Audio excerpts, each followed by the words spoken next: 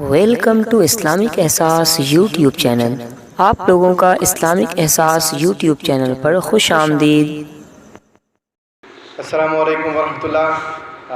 आदाब अर्ज़ परवीन भाई, लॉ फाउंडेशन के डायरेक्टर, हमारे अज़ीज़ दोस्त तारिक अनवर चंपारनी साहब, जेटी फाउंडेशन के चेयरमैन तारिक अनवर साहब, और हमारे अलीगढ़ में सीनियर और सरपरस्त की हैसियत से रहे अभी ललित नारायण मित्तल यूनिवर्सिटी में अंग्रेज़ी के असिस्टेंट प्रोफेसर खुर्शीद भाई, और अलीगढ़ में हमारे फैकल्टी में सीनियर रहे हमारे सरपरस्त, जिन लोगों को देख के हमने बहुत कुछ सीखा अलीगढ़ में, और शायद इसी वजह से आज आप लोगों के सामने बात कुछ अपनी रख पा रहा हूँ। हमारे अजीज़ सीनियर और बिहार सरकार में रेवेन्यू ऑफिसर डॉक्टर नादिर वकार अयूबी भाई, तमाम लोग जो यहाँ पर दूर दराज से तशरीफ़ लाए हैं।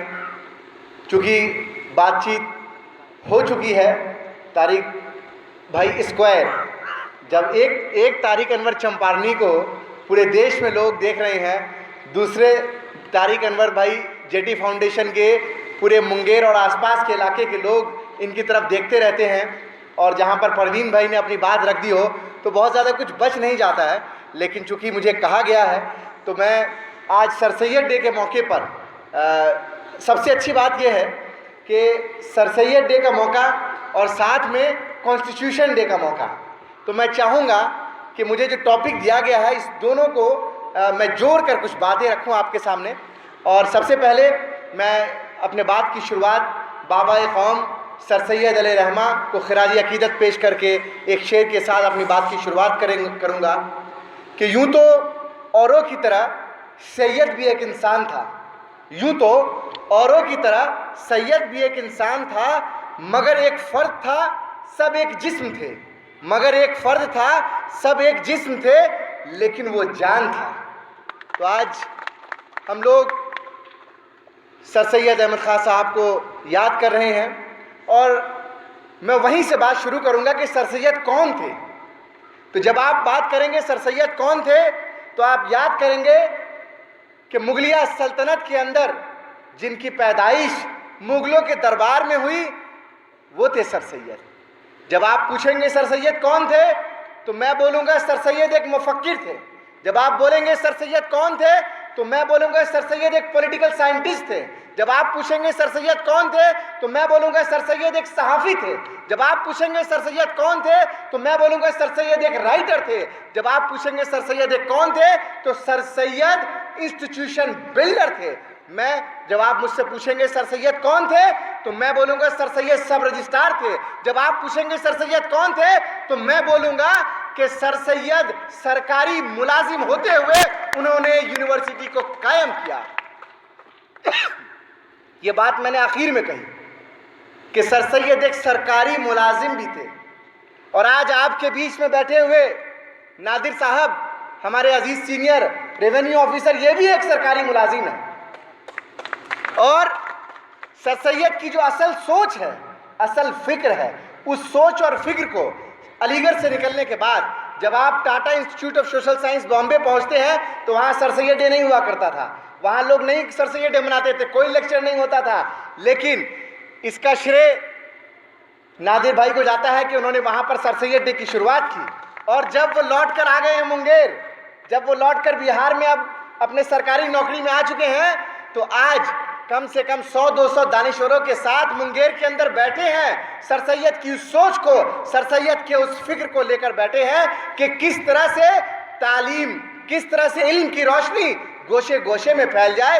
इनका यही मकसद है और कोई मकसद नहीं है साथियों। सर सैयद जब अंग्रेजी मुलाजिम थे, अंग्रेज की मुलाजमत करते थे, वो सब रजिस्ट्रार थे, वो ज्यूरिस्ट थे, सर सैयद का तबादला होता रहा। कभी सर सैयद मेरठ में थे, कभी सर सैयद मुरादाबाद में थे, कभी सर सैयद गाजीपुर में थे, कभी सर सैयद अलीगढ़ में थे। लेकिन ख़ास बात क्या थी साथियों, सर सैयद का जहाँ जहाँ ट्रांसफ़र होता था वहाँ वहाँ सर सैयद एक इदारा कायम करते हुए चलते थे। ये सर सैयद की ख़ास बात थी। सर सैयद की ख़ास बात ये थी कि 1850 के अंदर, 1856-55 के अंदर जब सर सैयद का ट्रांसफ़र हुआ मुरादाबाद के अंदर, तो उस वक्त का सबसे पहला मॉडर्न मदरसे की बुनियाद सर सैयद अहमद खान ने मुरादाबाद में रखी। जब उनका ट्रांसफ़र गाज़ीपुर के अंदर हुआ तो उन्होंने साइंटिफिक सोसाइटी को कायम किया। जब उनका ट्रांसफ़र अलीगढ़ के अंदर हुआ तो उन्होंने मोहम्मदो एंग्लो ओरिएंटल कॉलेज की बुनियाद रखी, जो आज अलीगढ़ मुस्लिम यूनिवर्सिटी के तरह से हम लोग सब लोग देखते हैं। क्या सर सैयद गरीब थे? क्या सर सैयद फ़कीर थे? नहीं। अगर आप ऐसा सोच रहे हैं तो गलत सोच रहे हैं। सर सैयद के वालिद मोहतरम उस वक्त जब मुगलिया सल्तनत का, मैं ये तो नहीं कहूँगा कि उरूज था या जवाल था, लेकिन मुगलिया सल्तनत अपने उरूज से जवाल की तरफ जा रही थी। मतलब मुगल सल्तनत डिक्लाइन की तरफ आ रहा था। लेकिन उस वक्त भी सर सैयद के फादर उस पर अकबर शाह सेकंड के वो पॉलिटिकल एडवाइज़र हुआ करते थे। तो जिसकी पैदाइश मुगलिया सल्तनत के अंदर हुई, जिसका बचपन मुगल बादशाह के गोद में गुजरा हो, उसने क्या किया?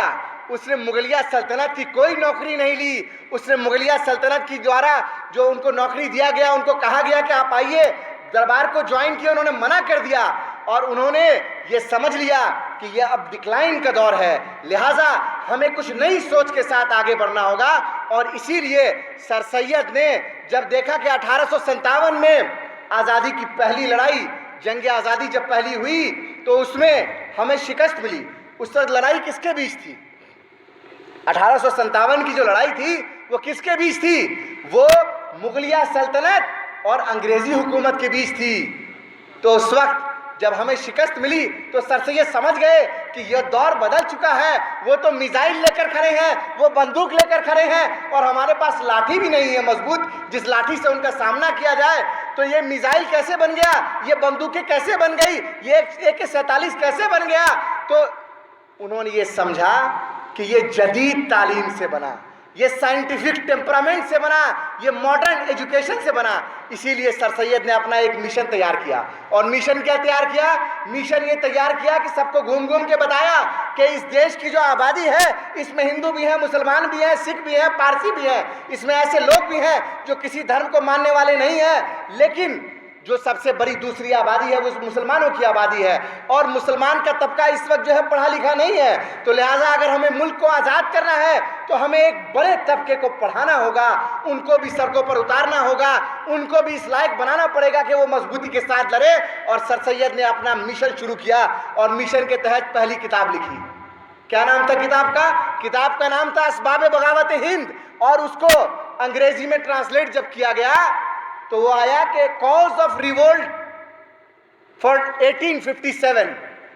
तो अंग्रेज के पास जब वो किताब पहुंची तो अंग्रेजों ने उसको पढ़ा तो सर सैयद को बुलाया गया और बोला गया तुमको सजा दी जाएगी कि तुमने ये क्या लिख दिया।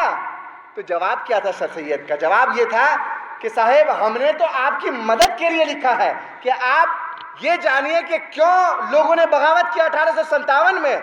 अगर आप अपना निज़ाम, अपना सिस्टम सही कर लेंगे तो शायद सब बेहतर हो जाए। तो क्या एक तो ये है जो वो कह रहे हैं, लेकिन इसके पीछे की सोच देखिए। इसके पीछे की क्या सोच थी कि हमारे समाज के अंदर, हमारे माशरे के अंदर जो कमी है वो कमी किसी न किसी तरह से दूर हो जाए और लोगों को मालूम चल जाए कि हमारा मिशन क्या है। हमारा मिशन एजुकेशन है कि जब तक हम एजुकेट नहीं हो सकते तब तक हमारे पास कोई मॉडर्न वेपन नहीं आ सकता, हमारे पास मॉडर्न थॉट नहीं आएंगे तो हम अंग्रेज़ी हुकूमत से हम मुकाबला नहीं कर सकते। हमें अगर जदीद तालीम नहीं आएगी, अंग्रेज़ी नहीं आएगी तो मुकाबला नहीं कर सकते। तो लिहाजा उन्होंने किताबें लिखी, फिर लोगों को बताया। और इतना ही नहीं, सर सैयद ने सिर्फ इस मैदान में काम नहीं किया, सर सैयद एक आलिम दीन भी थे। सर सैयद एक आलिम दीन भी थे। आज जब कोई हमारे रसूल पाक सल्लल्लाहु अलैहि वसल्लम पर कोई इस तरह की बात कर दे तो हम लोग सड़कों पे उतर जाते हैं, जज्बात हैं। अगर कोई भगवान राम को कहे तो हमारे हिंदू भाई उतरते हैं, कोई माँ दुर्गा को कुछ कह जाए तो हमारे हिंदू भाई उतरते हैं, क्योंकि इमोशनल मामला होता है, मामला धर्म से जुड़ा होता है। तो हमारे नबी के ऊपर भी कोई कुछ टिप्पणी करता है तो हम लोग सड़कों पे उतरते हैं। यही बात 1860 के अंदर में जब हुई, 1816 के अंदर, तो क्या हुआ? सब लोग सड़कों पे उतरे। तो सर सैयद समझ गए कि ये जो किताब जो लिखी है विलियम मेयर ने, जिसमें अलग अलग तरह की बातें कही गई है, गलत बातें कही गई है, तो उन्होंने क्या किया? वो गए इंग्लैंड के अंदर लंदन के आर्काइव को खोजा, उन्हीं की लाइब्रेरी में बैठे, उन्हीं के रिसोर्स का इस्तेमाल किया और उसी किताब का जवाब किताब की शक्ल में दिया। तो लिहाजा इस बात से क्या सीख मिलती है हमें कि अब ज़माना बदल गया है, अब लाठी डंडे से काम नहीं चलने वाला, काम चलेगा तो कलम की लड़ाई है, कलम से जीती जाएगी, ये किसी और चीज़ से नहीं।